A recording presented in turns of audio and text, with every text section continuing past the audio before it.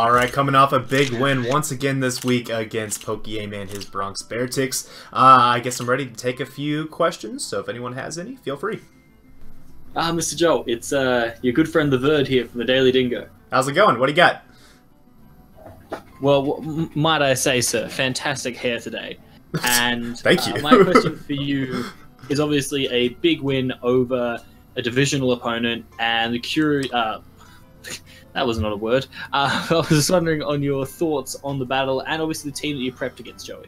Yeah, so obviously happy with the result. I think the team worked out about as well as it could have, especially considering he didn't really bring the responses to Breloom, which ended up being just a really incredible mon against him. But yeah, so the team itself worked out really well. The battle was pretty good too. I don't really think I made any misplays in the battle as far as I'm aware.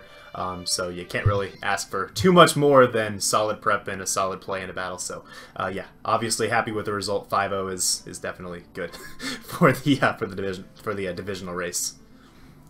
The main mon that put in work for you over this game, I would say, was the Breloom, and it was also in conjunction with the Mega Venusaur, so having the two bulky grasses. What was the inspiration behind that?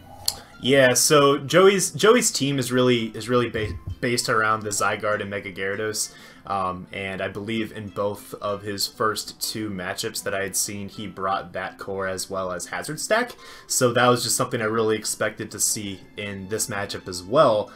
Just because I know like Joey in past leagues has this habit of bringing the same type of strategy every single week throughout the season, so I kind of expected that to happen again here in the GBA, and that did turn out to be the case, with that being pretty much the same archetype of team that he decided to bring. He brought like a Rest Zygarde and a Rest Gyarados, so not exactly what I was expecting going into the game, but even so, the Fat Grasses was really good at dealing with both of those individually and especially as a pair of two. It really kind of was like an extra safety having the two grasses. If one of them were to get like hacks or somehow get just worn down by one of the two offensive sweepers, the other one should be able to clean up the trash. So that was the general idea with that. Having two of them really just helps out to not get overwhelmed basically by his offense.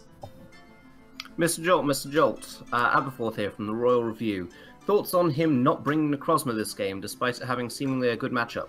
Yeah, that was a little weird. I was talking to Joey actually about this after the game, and I thought Necrozma was going to be like the first mon on his team builder. I thought his matchup was phenomenal.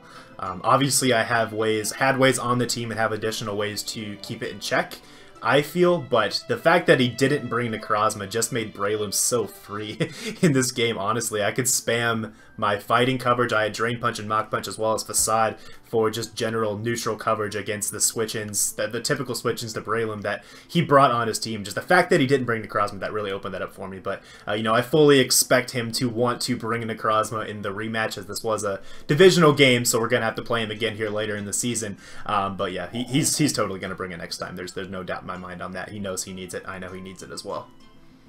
As you've touched on it slightly, Joey is one of your divisional opponents. Do you have any specific plans for the rematch? Well, obviously I can't really, reveal my plans on that, but yeah, like I said, I expect to see the Necrozma. I'm going to be ready for it as well. We'll just see what happens on that, but you can expect to see some creativity from me as per the usual. That's all I'm going to say on that. It's going to be an interesting game coming up because you'll be playing against another undefeated team right now in the San Diego Chimchargers. How do you plan to prepare for such a highly pivotal game in this part of the season? Yeah, Envy has a really good squad this season, a really threatening squad against mine as well. Just kind of looking across my team, I'm kind of weak to Tapu Koko.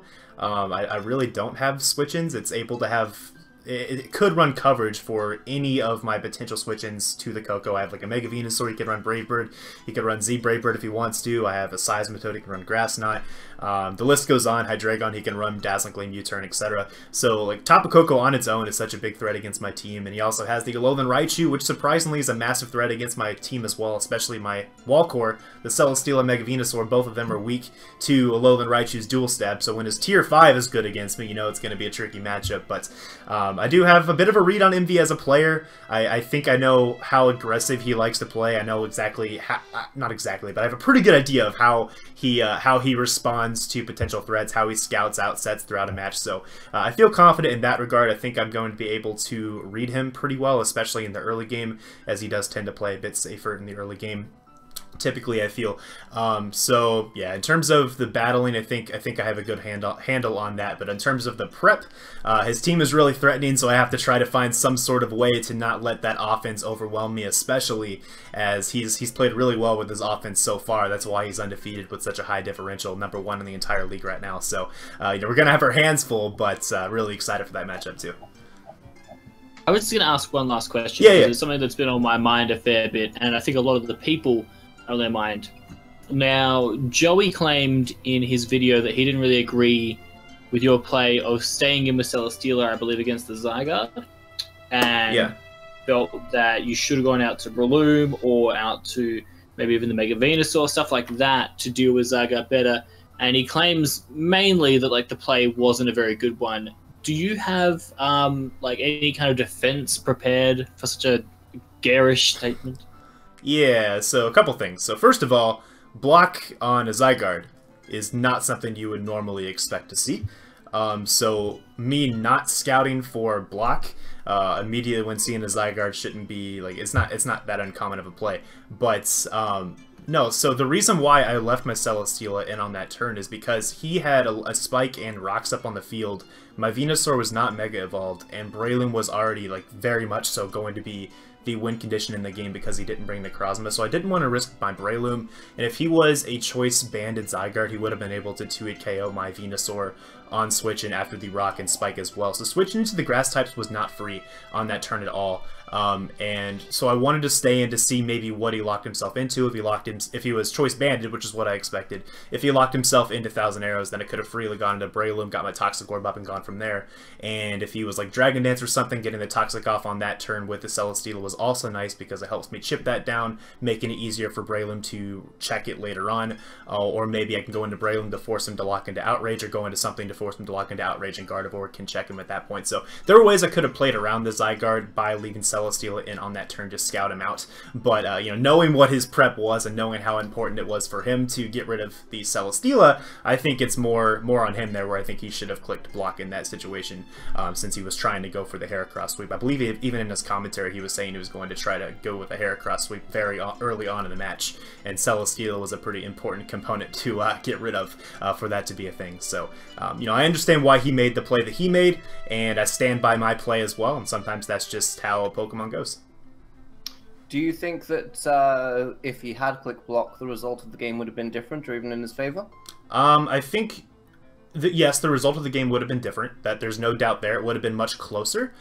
He would have actually had a win condition, I think. I think after he revealed block, he really didn't have many ways to win based upon my prep. It really just seemed like he was like the Mega Gyarados. It was a cool set idea, but I think its only attacking move was Crunch, so there was no way that was going to break through Breloom. The Zygarde's only attacking move 1,000 Arrows. There's no way that was going to break through Breloom either, unless he was able to get like something blocked in and up to +6. So I just don't really know what his real win con is going to be. Heracross alone cannot sweep through a team that has Mega Venusaur and Celesteela unless one of them is removed.